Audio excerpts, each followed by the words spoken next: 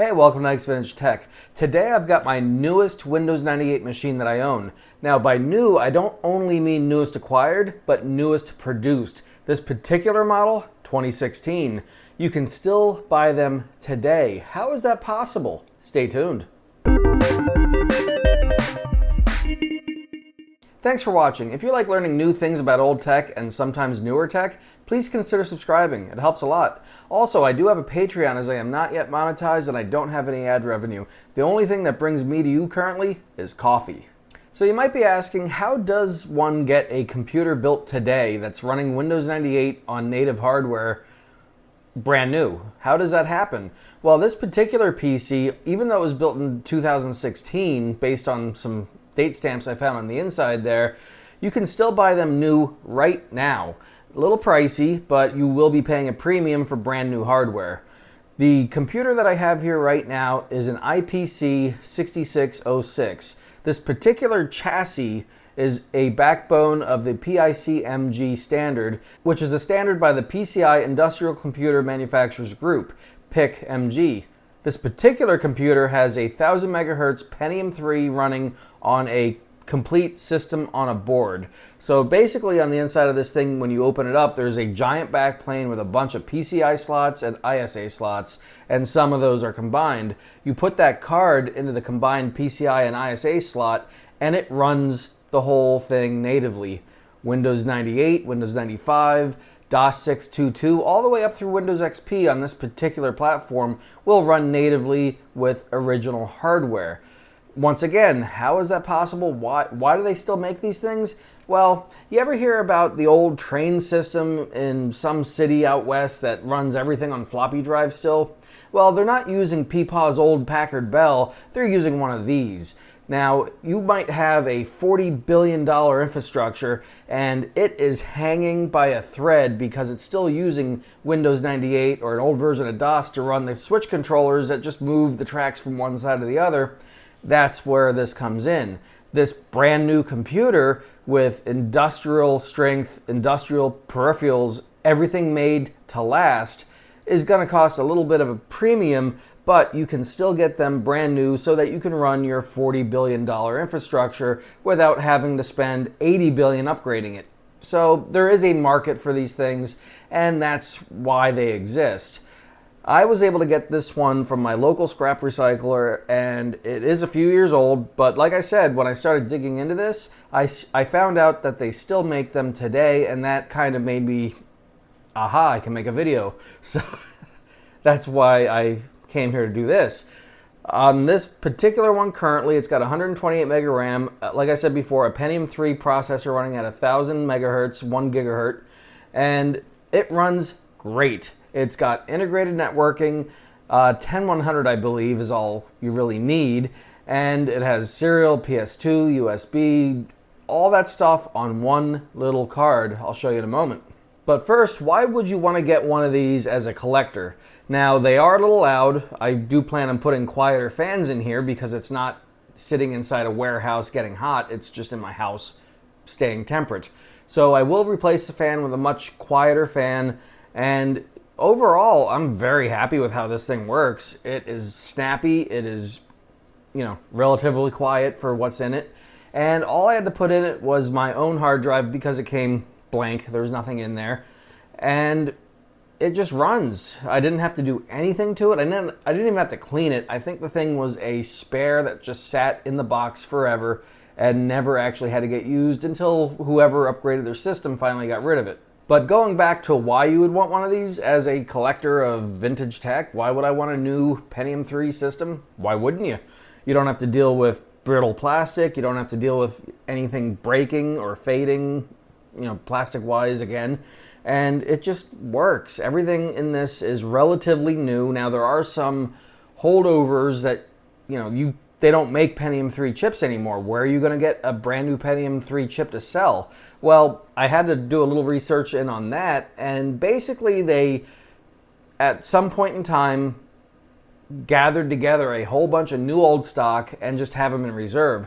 Now, obviously, they're not selling thousands of these things daily, so if you had a stock of 1,500 processors from 2003, you would go through them over the years, but once again, you are paying a premium if you want to buy one of these new. The card by itself is about $700, and as far as the chassis goes, I couldn't get a price on that. I would have to get a quote. So your best bet if you're in the market for one of these is keep an eye on the recycle field out there. But if you do want to spend the money on a brand new one, request a quote. I'll link it down below. And you can build your own system for, a good price, but it will be brand new, running whatever operating system you want to run on this thing. It will run anything from DOS 6.2.2 and up. It will have driver support for just about everything as far as Windows 98 and beyond, up to XP. It did not list Windows 95 as a supported platform, but I'm willing to bet with a little bit of homework, you could probably get the drivers to work and get it up and running anyways. Now, it does run games just fine. I was curious if the onboard graphics was going to be an issue. It is onboard graphics. There's no AGP slot in this thing. You could put in a PCI graphics card if you wanted to and run better graphics than what it currently has. But the graphics that are in there are fairly new in relative terms to the original date of manufacture of the Pentium III processor. So even though it's a built-in on-chip GPU or video card on there, it still runs pretty good. It ran Command and Conquer just fine that I was running earlier, and other games I ran on here such as Unreal Tournament ran just fine in Windows. Now it does run Doom, obviously everything does, but it runs it great. There is an ISA bus in here that is native, so you're able to take an old Sound Blaster 16 sound card and plug it into your ISA slot and get going. Brand new hardware, ISA slots. Who knew? Well, industrial PC manufacturers knew, but it works, and it works great. The sound is crisp and clean. I was playing Doom through DOS, and it worked.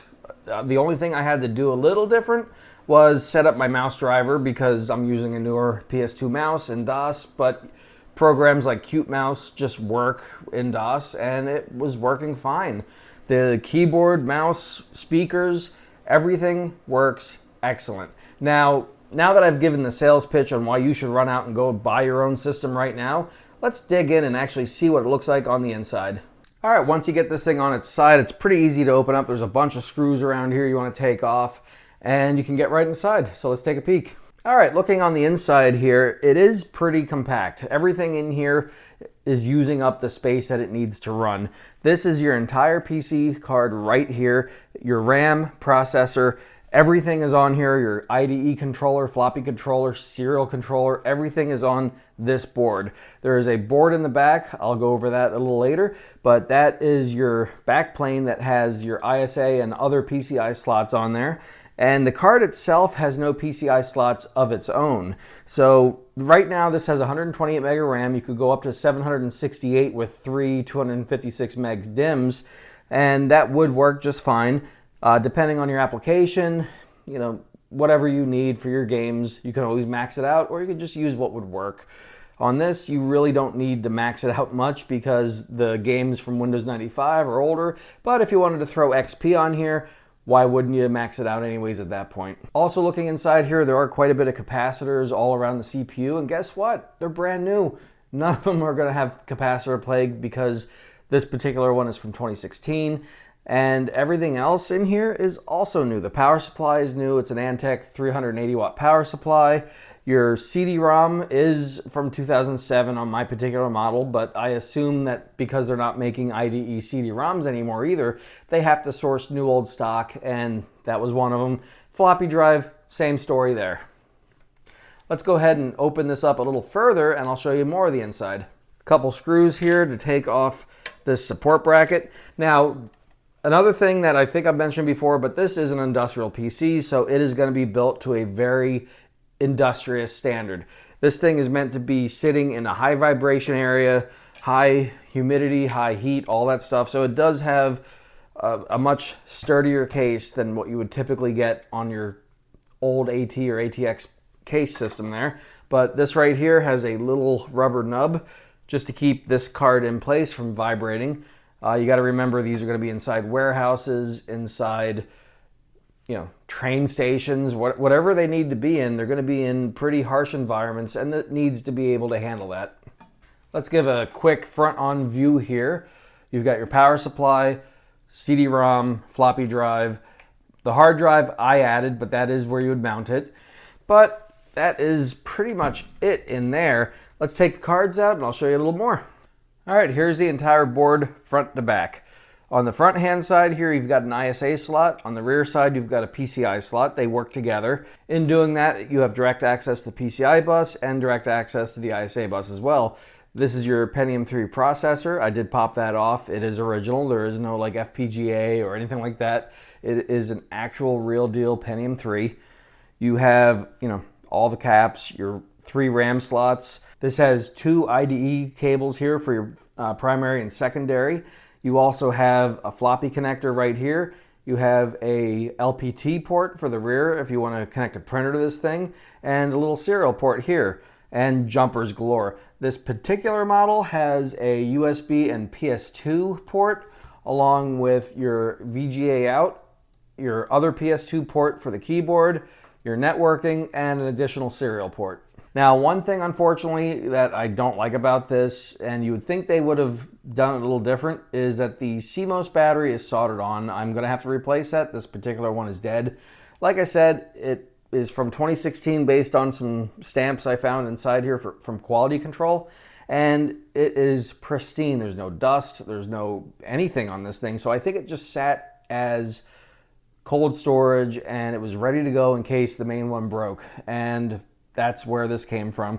The company that makes these is Advantech, and I'll link the site down below that you can find all this stuff at. The cards themselves have been updated. You don't see this particular model on their website anymore. They do still sell it from a couple manufacturers, and I see it on Amazon as well, brand new for $6.95.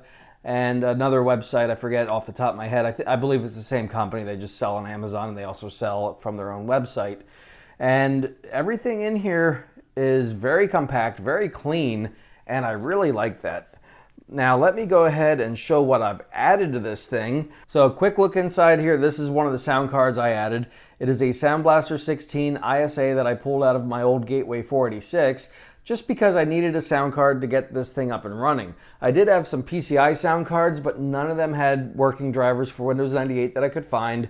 I tried. I didn't want to spend too much time trying to prepare for this video, and I just put an ISA card in and it worked that quick. I didn't have to do any additional drivers, no chanting to the gods. It just worked, and that is just great.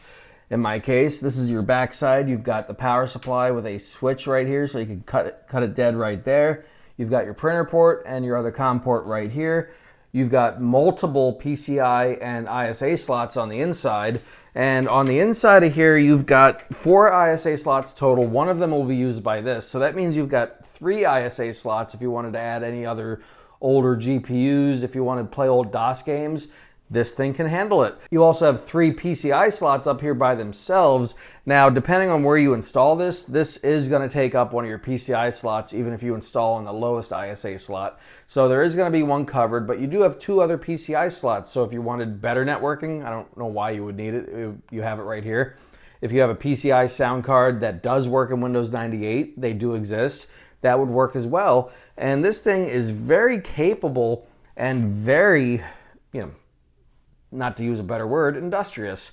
It is just an awesome little box, literally a DOS box of the most literal definition, and this thing just works great. Like I said, the fan up here is very loud. It's meant to be in a demanding environment, and I would replace that pretty shortly with a Noctua fan, and I don't know where I'd plug it in. I'd probably just have to get a 4-pin Molex adapter. That way I could plug it in. I don't believe there's any fan headers on here aside from the one for the CPU. So I would just go ahead and get that working. Shouldn't be too difficult. And then maybe some rubber feet. Other than that, this thing is good to go. And I am definitely going to be using this. I started playing Command & Conquer when I was preparing for this video, and I forgot how much I was addicted to that game in high school. And I actually delayed filming this for about a day because I was up late last night getting my rear end handed to me by the opposition. But I am, very, very long out of practice, but I just love that game. It was something I was hooked on in the back in the day, and if I'm not careful, I'll be hooked on it again. So I will be playing it on this because this whole computer is brand new. I don't have to worry about magic smoke coming out from the thing if I run it too long. It isn't going to take up a huge amount of power, not that many of these computers really do. A 380 watt power supply on much newer electronics is just going to be an easier thing to run in the back of my mind. I don't have to worry about, is this the day it's going to die? Is this the day I got to tear it down and fix it after I smell something weird coming out the back? I don't smell anything fishy on this one like I do some of my other computers when I turn them on and they start warming up. And that is just something that I like about this. As much as I love turning on an old computer and hearing the click, click, click and all the sounds and smells and everything like that, I also hate when they die. And that is part of the hobby here. But at least with this thing right here, I know I can run it and not worry about a thing. It's just going to work. Now that I went through all the reasons you need this, let's put it back together and see it play some games. All right, now that I got everything set up in the most screen-friendly way so you can see what I'm doing here, I can barely see what I'm doing. Let's go ahead and turn it on. You can actually see how it boots up. Found the RAM, found the drives, pretty standard stuff. It's going through everything that is in there, and here's Windows 98. All right, the first game we're going to click on here is Command & Conquer. I was glued to this thing back in the day.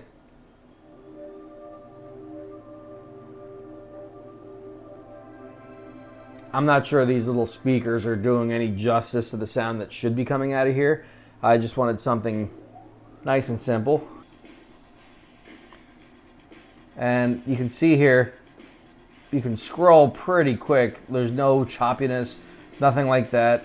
Now, I would use a different monitor. This one just is good for the video. It has very little glare. You can just highlight your guys, send them to where you want them to attack, and that's the game.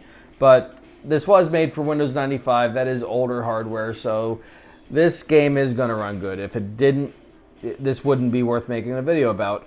So all this hardware and all the gaming that you see on here, it runs very smooth, very clean because it was made to. So let's try something that's a little more hardcore for its time. And that would be Unreal Tournament. Alrighty, I'm sure you're seeing that. I'm having a real hard time seeing it because the angle of the monitor is not great, but it does open up with the beginning here of explaining the story, but it is, somewhat graphic intense. If you had a poor video card, this would have been very choppy back in the day. So this is working pretty good. Yeah, real quick, I'm just going to go through all this stuff and die immediately because I can't see what I'm doing. But the game actually runs good. I don't need to play the whole game out here. That's for another video. But everything does just work on this. It's so great. It is very new, and that's what I like about all this. Let's get out of here real quick. If this were an older system with less RAM or a poor video card, none of that would have been possible. I know it was just a quick 20 seconds in game, but it ran really smooth and it ran well. I didn't have to use an emulator. I didn't have to try installing old hardware on new hardware, trying to get everything to work. This just works. Now, obviously, this wasn't meant for gaming. It was meant for industrial use, but as industry moves on, these are going to hit the recycling bins pretty quick, and that's where we are going in this world. So if you do see one of these in your local recycler, grab it, get it out of there. It is a wonderful platform. And I didn't go over this earlier, but not only can you put a Pentium III in here, you can get as much as like an i7 system in this thing now because it is an industry standard. So as computers advance, as computers get newer and newer and newer, this stays the same, and it will for quite a while because they need to exist. So if you want to get something that will literally last the rest of your life, more than likely, you can get something like this and upgrade it over time as your interests change. You can always get different PCI cards and just plug it in and you're good to go. The PICMG cards I'm talking about. So you could have the one for your Pentium III, and then you could have another for like an i7 chip, or whatever else you need in here. I believe they might even make AMD chips for these things. You would be able to run whatever you need to run. These are meant to last forever, and obviously everything does die eventually, but if you've got a $40 billion train system that you need to keep running, this is what you need, and it's going to last longer than you or me will probably ever use it. So coming to the end of the video here, I want to thank you all for watching to this point. If you're still watching at this point, please consider subscribing. The channel's getting bigger and bigger. I am getting out of this room as soon as I can finish setting up the garage. It is always a longer and longer goal as I get everything set up, and I always find something that delays it a little longer, but for now I'm still up in here.